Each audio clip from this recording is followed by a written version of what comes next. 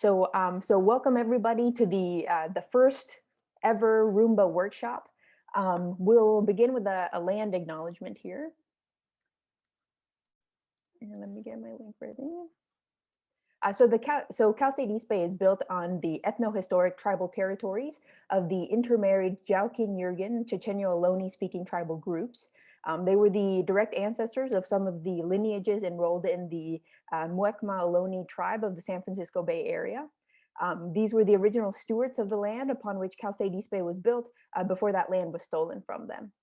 So you can learn a little bit more about the past and present Native people of the East Bay by checking out the document that I'll share in the chat here. So once again, welcome everybody to the RUMBA workshop. So I'm Dr. Andrea Arauza Rivera. I'm an assistant professor here in the math department, and I also serve as director for the RUMBA program. So RUMBA stands for the Research for Undergraduates on the Mathematics of the Bay Area. So this is a program that engages undergraduates in collaborative projects that show how one can use mathematics and some programming to study different systems in the Bay Area. And by systems, we sort of interpret that in a very broad sense. So these can be social systems, cultural, political, even scientific systems within the Bay Area. So in the 2020-2021 academic year, we've had 3 projects, one on food deserts, another on access to healthcare, and then another on analyzing standardized tests for Hayward Unified School District. And you'll learn a lot more about these 3 projects later on today. So I'd like to thank the sponsors of the RUMBA program. So RUMBA is sponsored by the Cal State East Bay College of Science, the Office of Diversity, and it's also sponsored through an MAA Tensor Summa grant. The MAA is the Mathematical Association of America. So thank you very much, sponsors. So just in general, what's going to happen today? So we have three talks today. Each will be around 15 to 20 minutes, and then we'll have a few minutes towards the end of each talk for some questions. And then towards the end of the session here, I'll talk a little bit about the RUMBA program going forward within the next academic year. So we'll be running the RUMBA program again next year. We were lucky to have another MAA Tensor Summa grant help sponsor the program. And applications are open now. So if there are any students in the room, I'll share the website link in the chat here.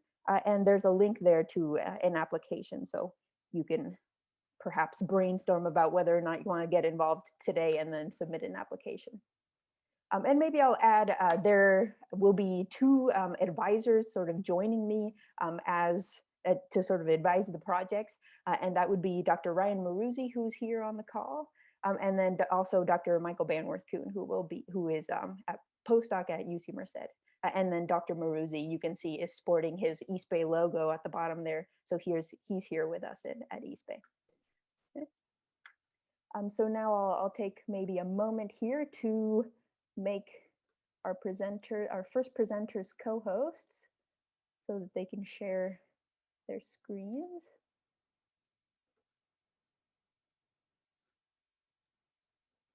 Okay, so our first talk today will be on food deserts in the Bay Area.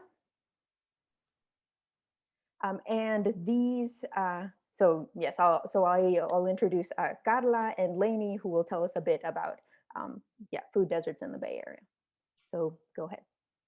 Hey everyone, I'm Carla, and we did our project in Bay Area food deserts, but we concentrated more on the Alameda County's food deserts. By the way, I'm a little bit nervous and kind of sick, so please be patient with me. Okay, and next slide. So I do want to start off with some definitions.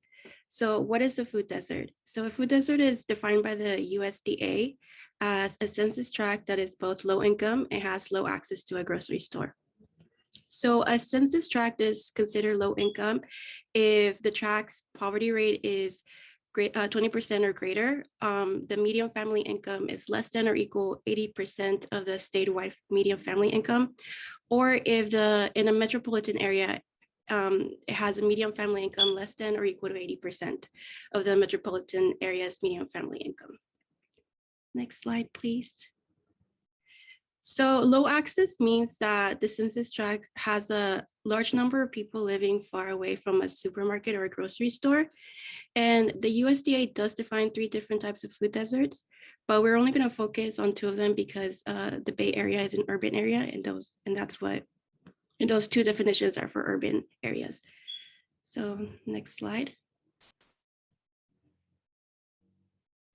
So here we have the half-mile food desert and 1-mile food desert.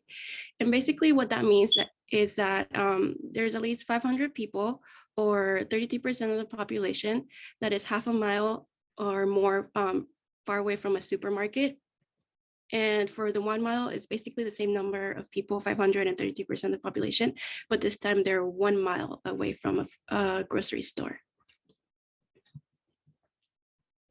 So here we wanted to show you a visual representation of the low-income areas in the Bay Area and the total number of 1-mile food deserts in the Bay Area. And here we're showing you the total number of half-a-mile food deserts compared to the 1-mile food deserts in the Bay Area. As you can see, we have a lot more half-a-mile than 1 mile. And to focus more on the Alameda County, we do have only 6 1-mile food deserts, and you can see the locations in the map. And that is only 26,038 people. But unfortunately, we do have 83 census tracts that are listed as food deserts for half-a-mile food deserts, and that includes 364,729 people.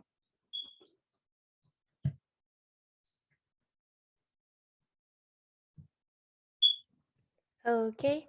Hi, everyone. I'm Lainey. And so we're going to move into the number of food deserts for each county. So if you can look here, so it basically explains the 1 mile for urban or 10 miles for rural. And as you can see, comparing from the Contra Costa County, comparing to Napa, where there's nothing at all. And then in this next one, it's going to be a half mile for urban or 10 miles for rural. And Alameda is actually taking the lead on this one. And then the least would be Marin County. So basically what I did was I did the race breakdown in all Bay Area counties in 2015.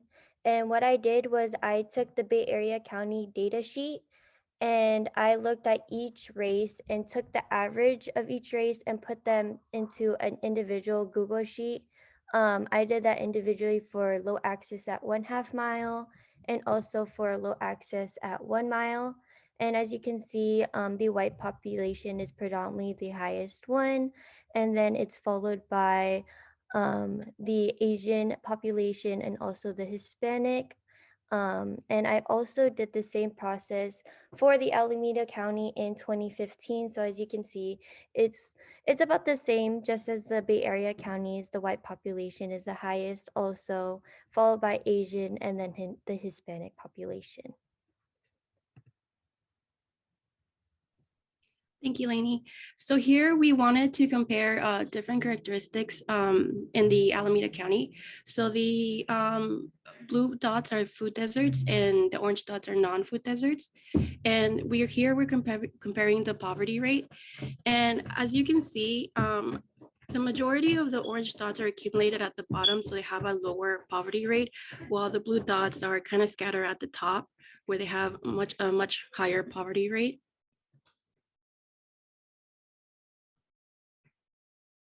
Here we're comparing the median family income level.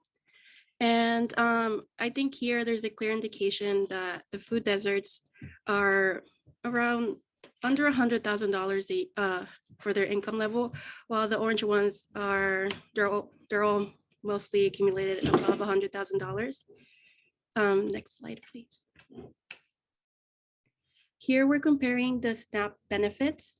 And I think here again, there's a clear indication that the non-food deserts are mostly accumulated at the bottom, while the food deserts they're mostly located about 100 or 200 number of housing units above. Yeah, next slide. Here we're comparing the number of households without a vehicle.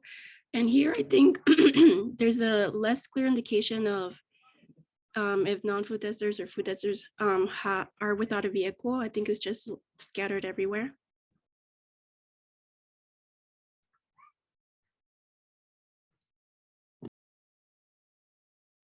So we're going to move on to how have food deserts changed. So in this bar graph, it's basically telling us the Alameda County food deserts from the year 2013 versus 2017. And so it clearly states that the number of food deserts for each 1 mile. And as you can see in Alameda 2013, it's fairly more over than 14 food deserts. And then in 2017, as you can see, it decreased almost to about 6 food deserts. And then in this one, it's going to be 1/2 mile instead of 1 mile. And as you can see, the bar graphs are a little bit closer, but in 2013, it was fairly more over 80. And then in 2017, it is right at 80.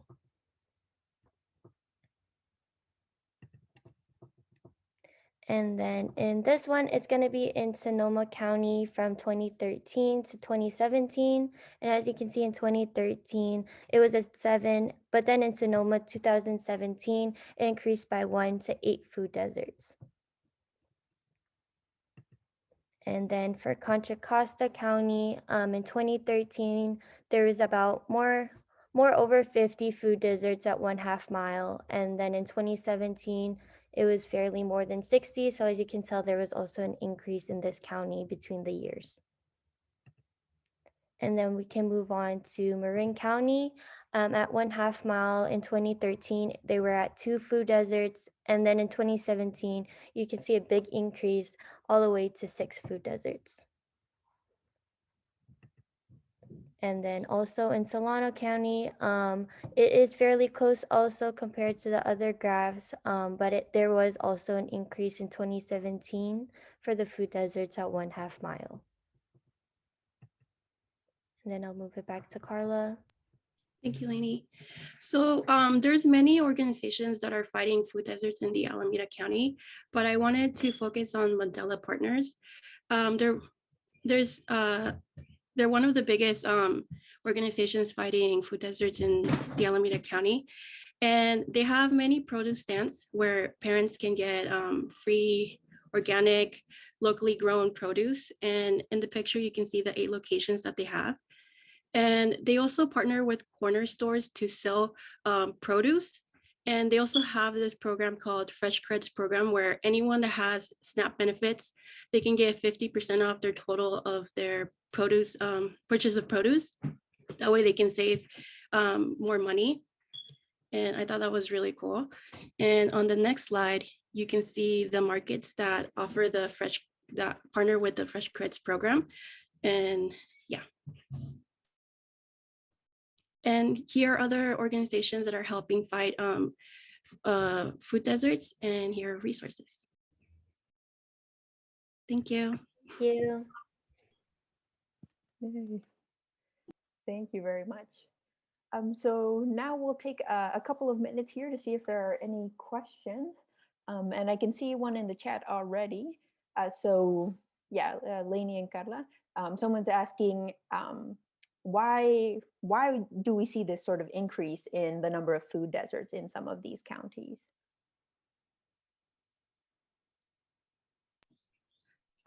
That's a hard question. I think we didn't do much research on that, but I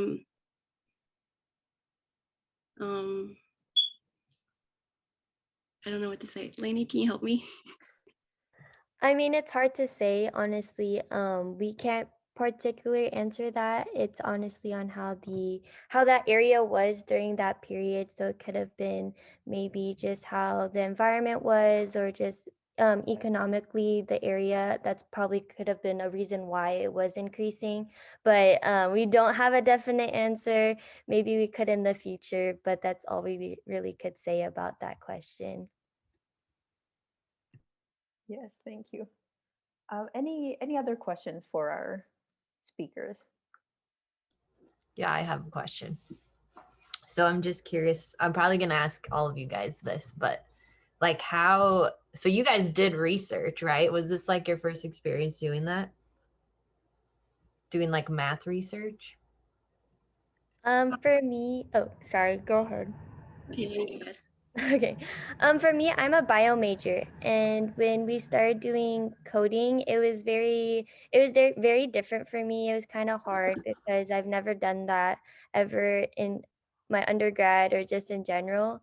And so it's pretty difficult. But thanks to Professor Rivera and Matt, they were able to help me just kind of figure it out because when we were using Python, I was struggling pretty bad.